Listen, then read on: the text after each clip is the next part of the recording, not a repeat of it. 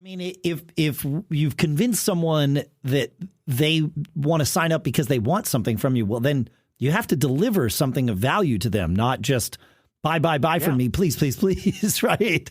Yeah, So, absolutely. yeah. And for me, and this is where my views are a little different, I've always made the newsletters personal.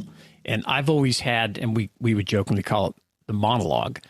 And, I would monologue in the intro in the newsletter, and I would talk about something that was going on that was interesting to me. And that allowed me, because I wanted to have a different kind of connection with my customers. Yeah. And so even though it could be something as simple as we're selling parts and we're selling repairs, because I realized in my field, which was, parts and repairs and all this kind of stuff, we're really event driven. So where we were. So giving you a discount like on a screen repair for your MacBook Pro does no good If you don't have a broken screen. Yeah. Today. That's right. And Yeah. today. That's right. So over and over, that I was like, how do we connect with these people? And for me, it was, well, we have a great team of people that work here. Let's talk about them, and let's talk about what's going on in my life and what's going on in Share. And you're really open on social, Dave. I'm not as much anymore.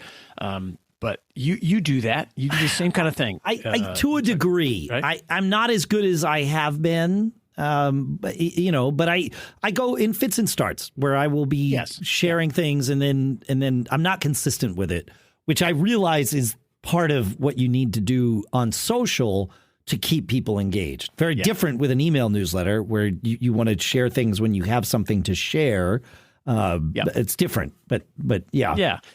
And some people will hated the monologue that I used to do, but we would just create links. Hey, you can skip this if you don't want to hear what's going on with me or my family or, my kids. But we had other people that would say, man, I love getting that newsletter every week. I can get updated on whatever, this, that, and the other thing. And I would tell stories in there, right? And make some great connections. One of the most memorable and the largest amount of replies I got was when one of my kids was really young, and the first sentence in my monologue was, my kid eats his boogers, and I need your help. How do I get through this? And just different things and trying to phrase it. So I'm a big fan of personal content. Well, if and you're not the type. You had two things with that, right? You had an interesting lead, right? My kid eats his boogers. Yes. But then the follow-up, I think, is probably what got you more responses than just the lead. The follow-up being, and I need help with that.